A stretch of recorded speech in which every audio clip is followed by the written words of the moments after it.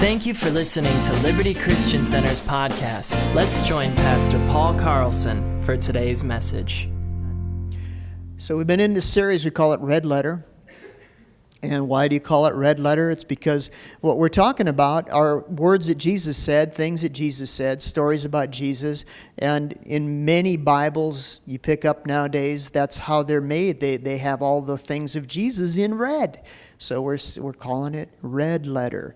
And we've talked about, what Jesus said about the Father, what Jesus said about himself, what Jesus said about the devil. We've said other things too.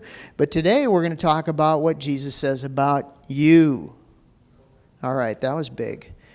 I think it went over like a lead balloon. We're going to talk about what Jesus says about you. And I'm telling you, people might have said bad things about you before. Don't raise your hand. Somebody, though, in life, maybe you were back in grade school and people made fun of you, said words or something like that. Maybe you were perusing Facebook and somebody said something bad about you. Maybe, just words got out there. And sometimes people get affected by words. I mean, they hit everybody. I've said this, words are like arrows. You shoot people with an arrow, even if you say you're sorry and pull the arrow away, it still leaves a wound. And you need God's help. Really, when you get down to it, it doesn't matter what everybody says about you. But what does matter is what God says about you. And I'm going to take another step. What matters is what God says about you, and what matters is what you say about you. So what we want to do is we want to make it our practice. We want to make it our practice that we begin to say things about us that God says about us. What a deal, huh? How does that sound? I think that's cool. So, I'm working at this too, because sometimes I get tripped up because I've had stupid thoughts. Don't raise your hand. Stupid thoughts can come into everybody's head. Negative thoughts. Maybe something, that you heard when you were a kid. Maybe a teacher had it in for you at school and they said something and it tries to come back at you every now and then. But you know what? We got to continually keep looking at what God says about us. In the book of James, it said this. It says that if you really want to have a flourishing life, what James said is you need to hear what God says about you. This is my words to what James said. Sorry, James, if I miss it up or anything. But James said you got to hear what God says about you and then go act like it's true. That's kind of what he said. And he said, it's kind of like this, that if you don't do that, he said, you're like a man who looks at himself in the mirror, or a woman who looks at herself in the mirror, and they walk away and they forgot what they look like. Did you ever read that? It's in the book of James. That's what he says. And that's how life can be, because we get distracted. We hear other messages that come at us. And if we're not careful, if we don't go back to the mirror, this is the mirror. If we don't go back to this, we can forget who we are. We can forget what we look like. We don't know if our hair is parted the right way. Dana, is it? Oh, no. Dana says, did you know that you were walking around all through the first service and your keys were hanging out of your pocket? I said, no, really? Well, I guess I didn't look in the mirror. I'd have known that. Or if I asked Dana, she'd tell me. But anyway, sometimes you need a friend to tell you what God says about you. But that's what the church is about. Can we be the church here? Can we be people that tell each other what God says about you instead of what everybody else thinks or how it looks? You know what I love about the way Jesus rolls is that he doesn't just look at where you're at now, but he sees the potential that you have and he addresses you accordingly. Do you know that? Sometimes people get stuck in a rut. They're stuck in this place and they don't feel like they can get out. But I'm telling you, you look at what God says about you, look what he says about you, it'll take you right out of the rut. Some people walk around with sin consciousness, because they've done wrong things. They've made wrong choices. They've got messed up with stuff. Sin is a nasty thing. It gets a grip on people, and it's like this party that, it's like a pity party. Joyce Meyer says a pity party's this kind of thing that it's easy to get to, but it's hard to get out of. You can't always find the door to escape. Sin is like that. And people walk around, they have this sin consciousness in them. And they think, oh, this is how I am. This is how I'm always going to be. I've always been this kind of person. I've always fallen for this same old trap. But Jesus doesn't see it that way. He sees you free. And so you start seeing what Jesus says about you, and you start thinking like Jesus, what he thinks about you, and you start speaking like what Jesus says about you. And I'm telling you, that is your way out. That is your way to victory. It's your way to overcome any kind of obstacle that, you found yourself in this life. In any trap that the devil set before you, this is a way out. It's a way out. I remember John Osteen one time. Do you guys know who John Osteen is? He's Joel Osteen's dad. And I used to listen to John. Dana and I used to listen to him every week on TV, or watch him on TV. And he was a very charismatic preacher. And he had this dry humor that I totally connected with and got. And so, I liked him. Anyway, he said one time, I read this in a book, that he had he fell into a trap one time, and the trap was depression. And when I read that, I put the book down. I thought, that can't be, because I'd never think of him as being depressed. He was immune to that kind of stuff, you know what I mean? But he says, no, it happened. He says, and I was so depressed. This was the thought he was having. He said, the thought I was having, it was so dark. He said, I was sitting, I believe he said he was at his kitchen table eating breakfast. And this thought was coming upon him. It says, he said, I'll never preach again. I'll never stand before the congregation again and preach. He was so depressed. Now, sometime earlier, he'd had a dream. Can I tell this story? So he'd had a dream, a couple months earlier. And in the dream, he went into a dark room. And it was so dark, he couldn't see the way out. And in the midst of this darkness, he stood up and said, Jesus! And when he did that, he saw a light. And he walked towards that light, and he walked right out of the room. And so he's sitting at his breakfast table with this thought so dark that he said, I didn't think I'd ever preach again. And this is a guy that's got a church of 17,000 people. Few more than we do. He says, I don't think I'll ever preach again. And you know what the Lord told him? He says, John, you're in the middle of your dream. So right there at the breakfast table. Did we establish it was at the breakfast table? In my story, he's at the breakfast table. Right there. It doesn't matter where you're at. You might be driving in your car. If you're driving in your car, keep your eyes open on the road and everything. You might be at work. You might be at home. Wherever you're at. But John was at his breakfast table. He said, I'm in the middle. You're in the middle of your dream. He stood up and said, in the name of Jesus, I'm coming out of this place. He caught a glimpse of what God saw. He caught a glimpse that God saw him free and out of that place. And what he did is he adjusted his thinking, and he says, I'm going to declare what God said, even when I don't feel like it.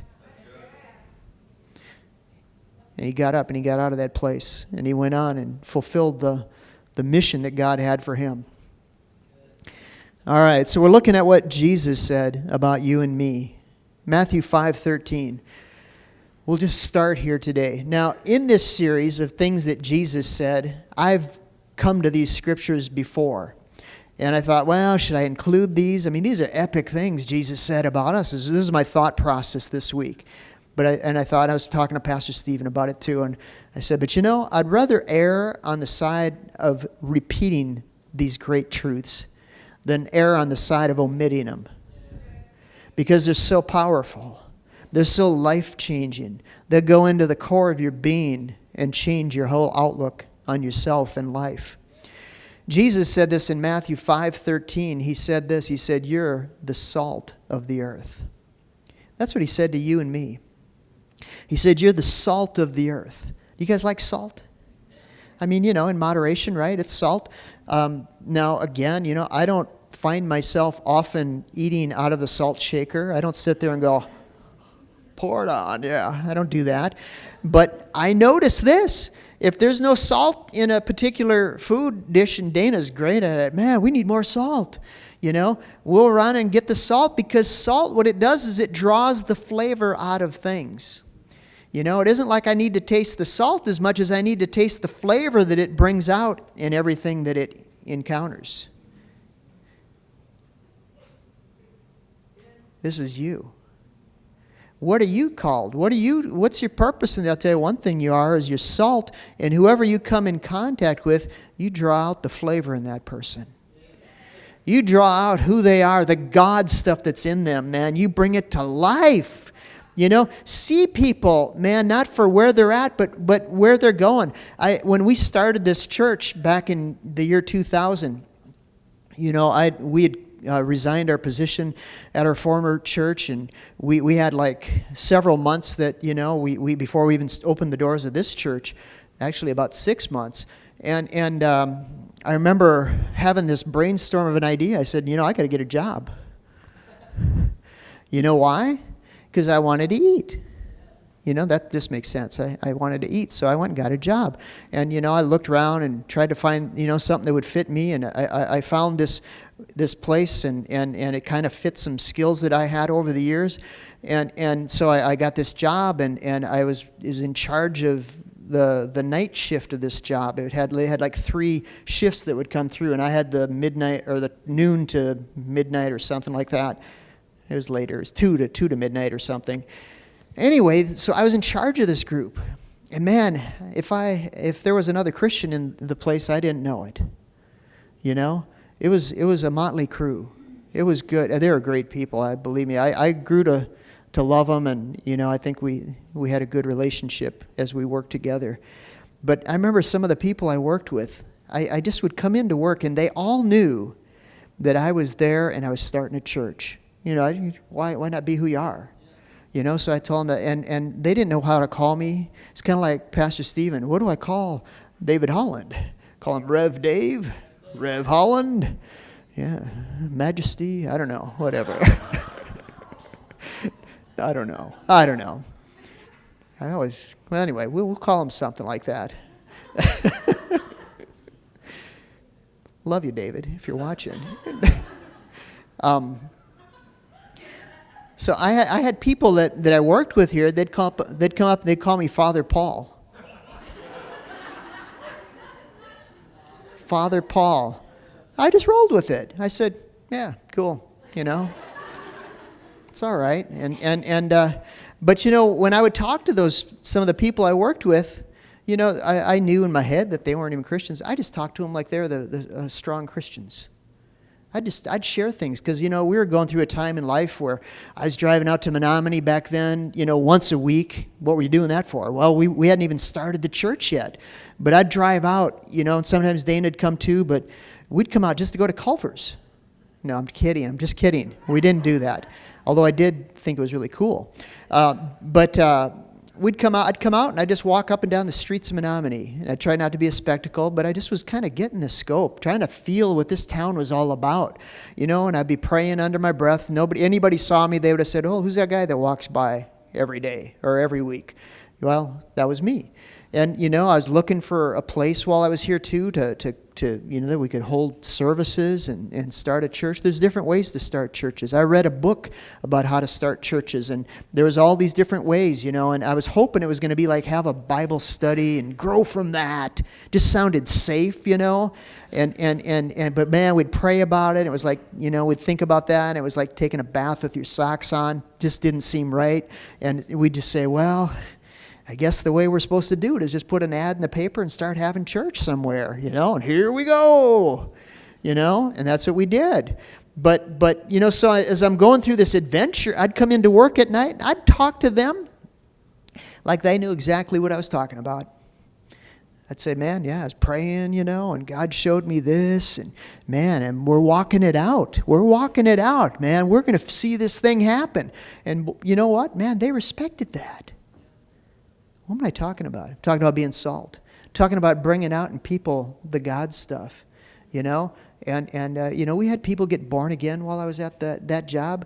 I looked at it like a mission field. I looked at it like, this is so rad. This is so good. You know, I'm living the Jesus life. Being a light, being salt in these people. I missed it when I left. I like to be around people that don't know God, because I can pull out of them, you know, stuff that God has in there. God's pointing calling them to. Man, I tell you, I love people. They're just raw. I like that they don't talk like I can try to, I'm trying not to talk like a Christian all the time. What do you mean? I'm not cussing or swearing. I'm not doing that.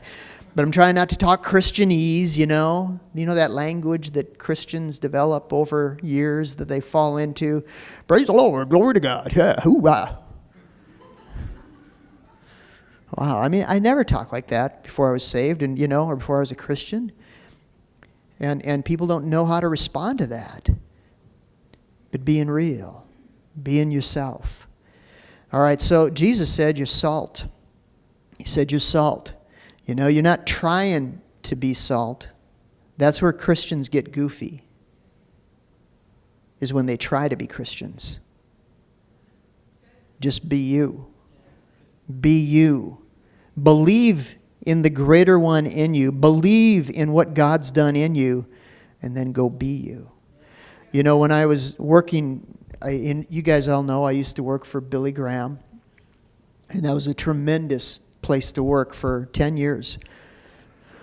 And I worked there at different times, in my Christian life. When I first got born again, I went there and I worked for a year and a half, and then I quit and went to Bible school and came back and worked there again. I quit and came back. They kept hiring me. I kept coming back. One stretch I was there for 9 straight years. That was a big time. But in that first stretch that I was there, I was a brand new Christian, and they were like a new family to me, all these people. And I remember I had this direction that I was going to go to Bible school. And God, step by step showed me which school to go to. And some people there knew who Kenneth Hagin was, and that was the school I was going to go to. And a lady walked up to me in the hall one day, and she knew what I was going to do. And she says, "Wow, you're going to go to Rhema. You're going to be another Kenneth Hagin." And I looked at her. I went back like this. I said, "No." I said, "I'm going to be Paul Carlson. I'm not going to be Kenneth Hagin." And I love and respect Kenneth Hagin. He's in heaven now. But you know what? Don't be somebody else. Be you. Be you. Be who Jesus made you. Be who God made you, because that's who we need. In the same breath, when Jesus was talking here in Matthew 5, he said you're going to be, you are salt, and he said you are light. Do you know you're a light in this world? And even when the world we're living in is getting darker and darker, that's just an opportunity for you to shine more and more. Shine more and more. That's what God told Dana this summer. He said to her, he said, "Shine on, you crazy diamond." Yep, that's what we say. Shine on. Shine on. I didn't even know God was into prog rock, but I knew what that song, or that title of that song. Anyway, but shine on. Psalm 18:28.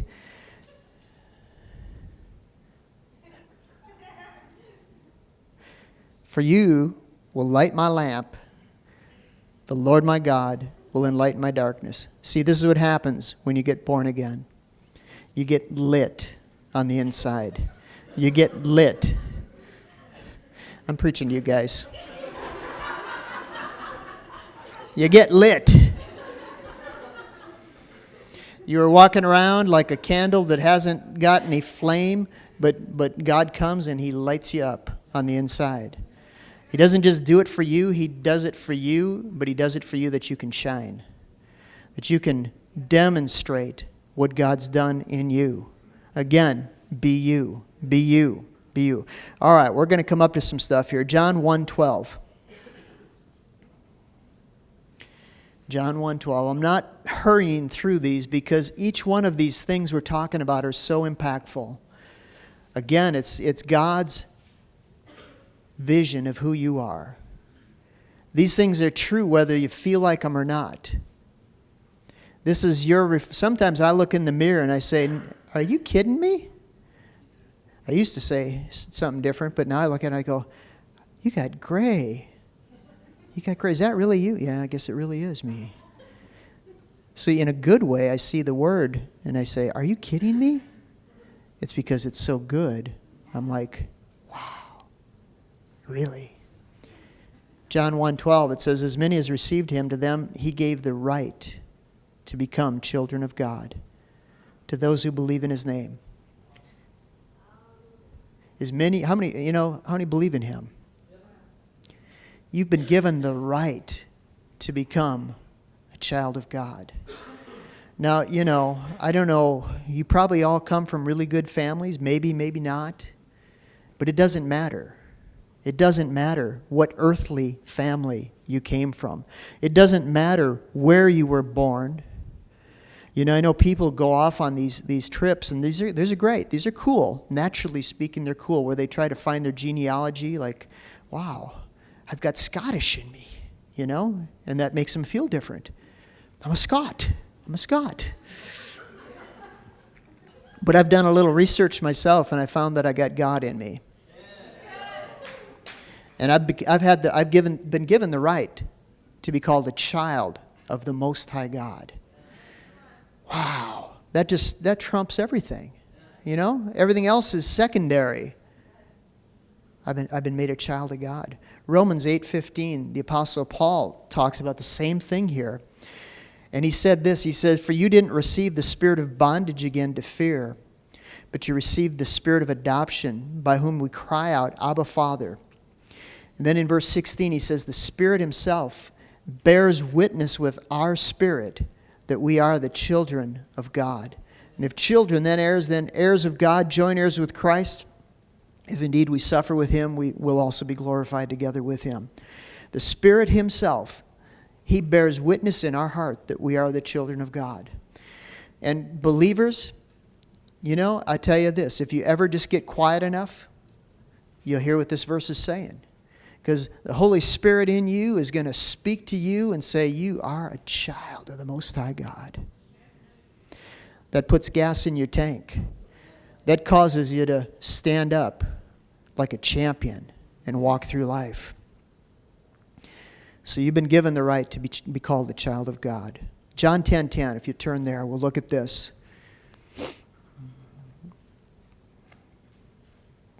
John 10:10 is Jesus talking. He says this, he says, the thief does not come except to steal, kill, and to destroy. We mentioned this, I think, last week, talking about what Jesus said about the devil. That's what he comes, to steal, to kill, and destroy. But Jesus said this too. He said, I've come that you might have life, that you'd have it more abundantly. You and I are people that have God life. We have God life living in us right now. This stuff is so wild that we have in us. It's like a controlled substance or something, and we're carriers of it. All right. This is stuff the world didn't see. It saw it in the beginning with the first man, Adam. He had this in him. God breathed into him and put life into him. But he lost it. We lost it in Genesis chapter 3 when Adam and Eve ate the bites of an apple or whatever kind of fruit it was. Maybe it was a pear. And they ate that and they disobeyed God. And what was so terrible about it is this, that they lost that life. And instead they took on something called spiritual death. You may not know everything life is, but if you see what spiritual death is, you'll know that whatever that is, you got the opposite of it. And spiritual death is like a power that was unleashed on the earth in Genesis chapter 3. And it covered the earth and it affected everything. It affected the animals, the vegetation, the insects. God didn't create mosquitoes to come and suck blood out of you. Okay? You live in Wisconsin, you need to know that that's not a design of God. He made the mosquitoes, but they had a different purpose back then. They got altered in the fall. Can I hear an amen? The whole world was altered when Adam and Eve fell. And the biggest thing was, though, that they lost the life. Not the natural life, but the God life that was in them. But when Jesus came, he came to bring life to men and women. He came to bring us something that we didn't have. And it was, in the Greek, all these words that I'm going to read you that talk about life, they're called Zoe life. Zoe life. And what it means is, it just means the God kind of life. The God kind of life. It means who God is, what He's made of, the quality of life that He enjoys. It's the very life that He gave to us. In John 5:24, Jesus said this about the same topic. He said, "Most assuredly I say to you that he who hears my word and believes in Him who sent me has everlasting life and shall not come into judgment, but has passed from death into life." We've been taken out of death and brought into life. This is what Jesus said about us. Doesn't matter how you feel today. If you're a Christian, if you've received Christ, I'll tell you, you've been taken out of death and brought into life. Going on in Romans chapter 5, verse 17, again, Paul says the same thing. He says, "For if by one man's offense death reigned through that one, much more those who receive the abundance of grace and the gift of righteousness will reign in life through the one, Jesus Christ." So this life that Jesus said that we would have and partake of and have in us, Paul says this stuff is so powerful that it is going to cause you to reign in this life. Not to frump. He didn't say you're going to frump now that you got this stuff in you. No, he says you're going to reign in life. Romans 8:2. Same kind of thinking here. Romans 8:2 says, "For the law of the Spirit of life," same word, Zoe life, "in Christ Jesus has made me free from the law of sin and death." Now, you don't have to look far as a human being in whatever year we're in to look around and see that there is a law of sin and death in this earth. This earth is not the way God intended it to be for us to live. It wasn't like He made the earth the way it is now and said, "All right, now I'm going to raise my family here." This earth was radically changed. But even though it's radically changed, Paul said this. He said, "There's a law of the Spirit of life that's on the inside of you that'll cause you to reign here in this life, and it'll cause you to live free from the law of sin and death." Sin and death involves all kinds of junk. I mean, just look at Genesis again, chapter 3, and see what happened with Adam and Eve when they sinned and they took on death instead of life. The first thing that happened is they got afraid. This world is full of fear. They even talk about terror on the news all the time and fear and stuff like that. Tell you what, man, God doesn't want us living that way. He wants us to live a life that's free from fear, free from terror, free from the corruption that's in the world by the life that's in us. I like to explain it like this, that there's laws in this planet. There's laws in the earth. One of them is the law of gravity. And what the law of gravity does is it keeps us all from floating away. Okay? Sometimes, it might be nice to turn it off for a minute, but you never turn it off. It's always on. Every day I get up, I don't even think about it anymore. I don't get up in the morning, my alarm goes off, and I go, well, I wonder if gravity's working today. It works every day, whether I think about it or not. It's just a law that's been set in motion. But there's other laws in this earth, and I think I have the right name for it here, but it'd be the law of thrust. You get into an airplane, and you go whipping down this runway in this tin tube, and somehow you get to the end of the runway and you defy the law of gravity and you burst off into the sunset or the sunrise, whatever time of day you're flying at. It doesn't mean that gravity quit working, but it means you're living by a higher law. There's a law of sin and death, but there's a law of life that's on the inside of you and me. Jesus said, guys, you're free. You're free. Live the free life. One more thing before we turn it over to Pastor Steve. In John 14:12. Things that Jesus said about you and me. How to look at yourself. How to look at life. What lenses are you looking through? It can make a difference which lens you look through. put on sunglasses, everything looks rosy, right? Or gray, depending on your sunglasses.